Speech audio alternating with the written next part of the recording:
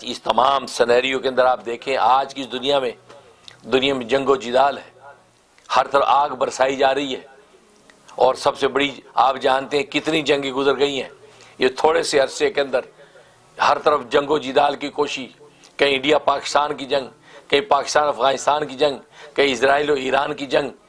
تو یہ جنگیں ہی کیا ہیں؟ یہ ظلم و ستم، یہ اقتدار کا نشہ، یہ کیا دیتا ہے؟ عدالت نہیں ہے. اگر عدالت نہیں ہے، انفرادی سطح پہ بھی انسان ظلم کرتا ہے، اور پھر اجتماعی سطح پر بھی ظلم کرتا ہے، پھر ریاستی سطح پر بھی ظلم کرتا ہے، یہاں تک کہ بین الاقوامی سطح پر بھی اس کے وجود سے ظلم صادر ہوتا ہے. تو بس اوقات انسان اپنی انفرادی زندگی کے اندر جو ظلم کرتا ہے، انفرادی سطح پہ ظلم کرتا ہے، اللہ کے ہاں وہ چونکہ عدالت سے خالی ہے لہذا وہ ظلم میں لکھا جاتا ہے. پھر اجتماعی زندگی، ریاستی زندگی، پھر بین الاقوامی زندگی، اور آج دنیا کے اندر آپ جو دیکھ رہے ہیں یہ جنگ و جدال جو دنیا کے اندر دیکھتے ہیں، یہ کیا ہے؟ یہ ظلم ہی تو ہے. کیوں؟ یہ گویا کہ بین الاقوامی اور ریاستی سطح پر ظلم اس لیے ہو رہا ہے کہ عدالت نہیں ہے. اگر عدل ہوگا تو یہ کہو کہ جس صاحب حق کا جب حق دے دیا تو کوئی ظلم نہیں، لیکن اگر صاحب حق کا حق نہیں دیا، جب یہ ظلم و ستم ہوگا نتیجہ کیا ہوگا آپ کے سامنے؟ کہ دنیا کے اندر آگ برسے گی، دنیا میں خون کی ہولی کھیلی جائے گی، دنیا کے اندر معصوم بچوں کی جانیں لی جائیں گی، دنیا کے اندر عورتوں کی عفتیں اور پاک دامنوں کو لوٹا جائے گا، یہ ظلم کی وجہ سے. تو عدالت بنیاد ہے.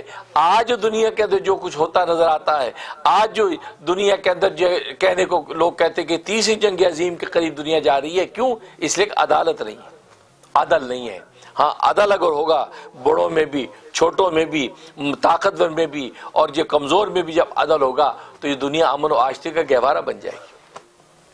لہذا چاہیے کہ وہ طاقتیں کہ جن طاقتوں کی وجہ سے دنیا کے اندر عدل قائم ہو سکتا ہے اور ظلم رک سکتا ہے، ان بڑی طاقتوں کو چاہیے کہ عدالت کا راستہ اختیار کریں، عدل کا راستہ اختیار کریں، ظلم کے راستے سے بچیں، ظلم کے راستے سے پیچھے ہٹیں، اور کہیں ظلم ظاہر ہو رہا تو ظلم کو روکیں. اس لیے کہ حدیث میں آتا ہے، فرمایا کہ ظالم کی مدد کرو، مظلوم کی بھی مدد کرو. فرمایا کہ ظالم کی مظلوم کی مدد تو سب میں آتی ہے، ظالم کی مدد کیسے کریں؟ فرمایا ظالم کی مدد اس طرح کرو کہ اس کو ظلم سے روکو، اس کا ہاتھ ظلم کا ہاتھ روکو. فرمایا اس طرح اس کی مدد ہے کہ مزید ظلم کے اندر کھپ کے جو ہے وہ جہنم کے اندر نہ بنے. مظلوم کی مدد تو معروف معنی ہے، سب کو پتہ مظلوم کی مدد کا کیا مطلب ہے. تو آج اگر دنیا کے اندر کوئی ظالم ظلم کر رہا ہے کسی مظلوم پہ، تو جو طاقتیں ہیں، بڑی طاقتیں جن کے پاس قوت ہے، ان کو چاہیے ان ظالموں کا ہاتھ روکیں تاکہ اس مظلوم پر ظلم نہ کریں اور مظلوم کی دادرسی کریں. لہذا یہ عدالت جو یہ انسان کا وہ وصف ہے جس بنیاد پر اللہ تبارک و تعالی نے دنیا میں انسان کو نیابت دی، خلافت دی، تاکہ دنیا کے اندر عدل و انصاف قائم ہو. لیکن آج حالت انسان کی ہے کہ انسان اپنی جو ہے وہ طاقت کے نشے میں، اپنی جو قوت کے نشے میں، اور اپنے اسلحے گولی کے نشے کے اندر انسان کی حالت یہ ہے کہ انسان ظلم ڈھاتا نظر آتا ہے. اور آج کی دنیا کے اندر ان دنوں میں جنگ و جدال جو دنیا میں برپا ہے، اسرائیل اور ایران کی جنگ جو برپا ہے، ایک دوسرے پہ آگ برسائی جا رہی ہے، تو دیکھیں ضرورت ہے کہ ظلم کہاں سے ہو رہا ہے، یہ کہاں عدالت کی کمی ہے، ظالم کون ہے، مظلوم کون ہے. تو جو طاقتور قوتیں ہیں ان کو غور کرنا چاہیے، غور کر کے وہ ظلم کے ہاتھ کو روکیں، عدل کا جب نقشہ پیش کریں. نتیجہ کیا ہوگا؟ یہ دنیا اللہ تبارک و تعالی امن کا گہوارہ بنا دے گا. اور دنیا کے اندر جو بادشاہ ہوتے ہیں وہ تو اللہ تبارک و تعالیٰ کے ذل ہوتے ہیں. السلطان العادل ذل اللہ فی الارض، کہ عادل جو بادشاہ ہے، عادل بادشاہ تو دنیا کے اندر اللہ تبارک و تعالیٰ کے ذل اور سایہ ہے. گویا کہ اللہ تبارک و تعالیٰ کی عدل وصف عدالت کا جو ہے وہ مظہر ہے. لہذا دنیا کے بادشاہ اگر اپنے وجود سے ظلم صادر کریں گے تو پھر وہ اللہ تبارک و تعالیٰ کی پکڑ سے بچ نہیں سکتے. دنیا کے اندر بھی اللہ تبارک و تعالیٰ رسوا کرتے ہیں اور آخرت کے اندر بھی پکڑ ہوتی ہے. لہذا جو بادشاہ ہے وہ اپنی اسی وائڈ اینگل کے مطابق سوچے کہ میں عدالت پہ ہوں یا ظلم کے راستے ہوں. میں نے بتایا کہ عدالت کے اندر عدل ہے، اور اس کے کوئی دو پہلو نہیں ہے کہ کم ظلم کیا زیادہ ظلم کیا، کم عدل کیا زیادہ دیکھیں عدل ہے یا ظلم ہے، اس کی طرفین نہیں ہے. لہذا آپ دیکھیں اگر ظلم ہے تو وہ ظلم ہے، دیٹس اٹ.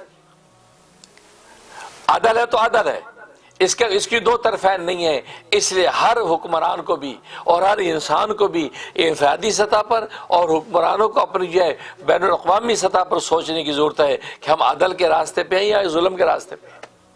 اگر عدل کے راستے پہ ہوں گے تو دنیا کے اندر اللہ تبارک و تعالیٰ کو اعزاز دیں گے، کیونکہ ظاہر ہے کہ السلطان العادل ذل اللہ فی الارض، کہ عادل جو بادشاہ ہوتا ہے وہ دنیا کے اندر جو ہے اللہ تبارک و تعالیٰ گویا کہ ذل ہے۔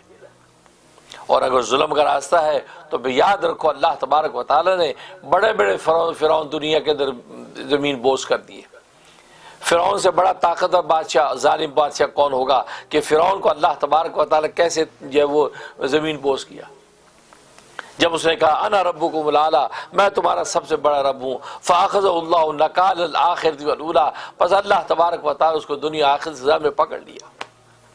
نمرود ہے، شداد ہے، یہ بڑے بڑے بادشاہ گزرے، بڑے بڑے ظلم و ستم انہوں نے ڈھانے کی کوشش کی، لیکن اللہ تبارک و تعالیٰ ان کا ظلم چلنے نہیں دیا، دنیا کے اندر رسوا کیا، دنیا میں مٹا کے رکھ دیا، بلکہ اس کو تاریخ کا حصہ بنا دیا، عبرت کا نشان بنا دیا۔ آج کی نسلیں ان کی عبرت کے واقعات پڑھتی ہے، کتنا بڑا بادشاہ تھا، کس طرح ظلم ڈھاتا تھا، کیسے سچوں پہ ظلم ڈھایا، کیسے مظلوموں پر ظلم ڈھایا، کیسے اسے قتل و غارت کے بازار گرم کیے۔ نتیجہ کیا ہے کہ پھر اللہ تبارک و تعالیٰ کیسے ان کو غرق کیا، کیسے تباہ و برباد کیا۔ آج وہ عبرت کے قصے ہیں۔ بالکل اسی طریقے سے آج دنیا کے اندر رہنے والے جو بادشاہ ہیں وہ بھی عدل و انصاف کا راستہ اگر اختیار کریں گے تو اللہ تبارک و تعالیٰ ان کو دنیا میں اعزاز دیں گے، اور اگر انہیں عدل و انصاف کا راستہ اختیار نہ کیا، ظلم کیا، تو پھر آپ تاریخ اٹھا کے دیکھ لیں کہ ظالموں کے ساتھ اللہ تبارک و تعالیٰ کیا کرتے ہیں۔ ظالم کی حکومت نہ رہنے دیتے ہیں، اور دنیا کے اندر وہ ظلم دنیا کے اندر جو ہے وہ عبرت کا نشان بنتا ہے اور رسوائی کا راستہ اختیار کرتے ہیں۔ اس لیے ہم دعا گو بھی ہیں کہ دنیا کے اندر اس وقت جو ہے جو ظلم و ستم، جو جنگ و جدال جو آگے برسائی جا رہی ہیں، خون کی ہولی کھیلی جا رہی ہے، اللہ تبارک و تعالیٰ جو ہے عدل کی دولت نصیب فرما دے، اور ہر آدمی عدل و انصاف کے ساتھ اپنے اپنے مقام پر رہے، اپنی اپنی باؤنڈری کے اندر رہے، اور اللہ تبارک و تعالیٰ ہر ایک کو اس قدر خزانے، اس قدر وسائل عطا کر رکھے ہیں کہ پیٹ ہی نہیں بھرتا۔ لیکن بات وہی ہرس، اس ہرس کے مرض نے آج ہمیں انفرادی سطح پر ہو، اجتماعی سطح پر ہو، محلے کی سطح پر ہو، جو ہے وہ شہر کی سطح پر ہو، ریاست کی سطح پر ہو، بین الاقوامی سطح پر ہو، اس ہرس نے ہمیں بگاڑ رکھا ہے۔ اس ہرس کے نتیجے میں آگے سے آگا ایک انفرادی سطح پہ ہرس کر کے مال سمیٹنا چاہتا ہے، ایک بین الاقوامی سطح میں ایک ملک کے وسائل دوسرا ملک سمیٹنا چاہتا ہے، بڑی مچھلیاں چھوٹی مچھلیوں کو کھانا چاہتی ہیں، ہرس۔ حدیث میں فرمایا یہ ہرس ایسی چیز ہے، صحیح بخاری کی حدیث ہے، ایک وادی اگر سونے کی انسان کو دے دی جائے تو اس کا پیٹ نہیں بھرے گا، دوسری سونے کی وادی مانگے گا، دوسری وادی اگر سونے کی دے دی جائے تو یہ تیسری وادی کی تمنا کرے گا۔ فرمایا کہ اس کا پیٹ قبر کی مٹی کے علاوہ کوئی نہیں بھر سکتا۔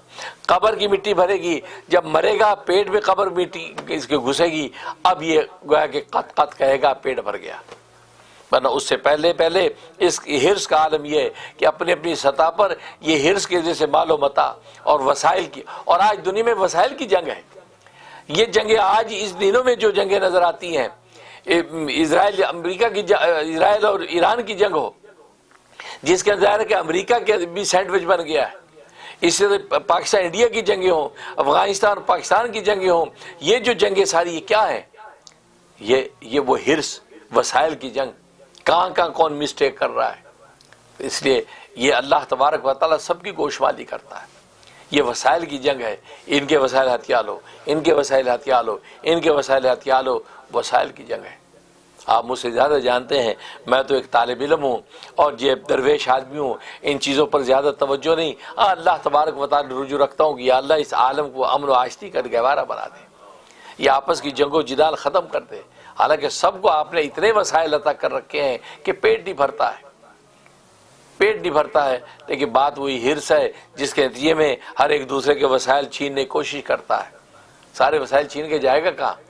نہیں بھائی، سب کو جینے کا حق ہے۔ نتیجہ یہ کہ صرف میں نے جیسے عرض کیا عدالت، وہ عدل اگر نکل گیا ہے تو پھر یہ صورتحال پیش آتی ہے۔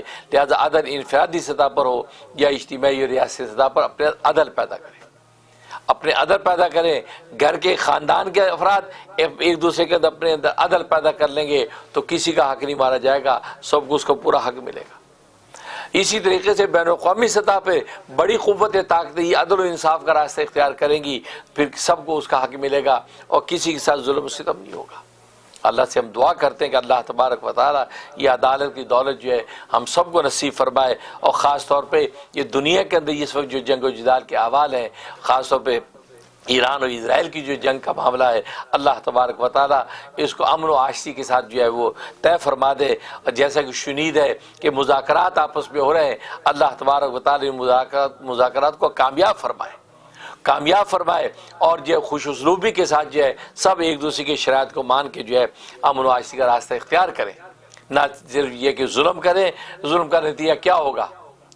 پوری دنیا جو ہے معاشی بحران کا شکار ہوتی نظر آتی ہے، پوری دنیا جانی بحران کا شکار نظر آتی ہے، اس لیے کہ جب کھانے کو ہوگا کچھ نہیں، معیشت تباہ ہوگی، اور یہ وسائل کے جنگ کے وسائل کی یہ حصول میں جو انسان ایک دوسرے پر جب چڑھ دوڑے گا، نتیجہ کیا ہوگا؟ وسائل برباد ہوں گے تو یہ دنیا کھائے گی کہاں سے، پیے گی کہاں سے؟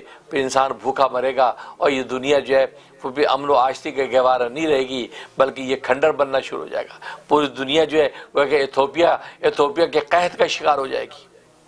اس لیے دعا گو ہیں کہ اللہ تبارک و تعالی مذاکرات کو کامیاب فرمائے، اور سب کو خوش دلی کے ساتھ اور وسعت ظرفی کے ساتھ اپنی انا کو مٹا کے، اپنی ایگو کو ہٹا کے ایک دوسرے کی شرائط ماننے کے ذوق اور سلیقہ اور توفیق نصیب فرمائے۔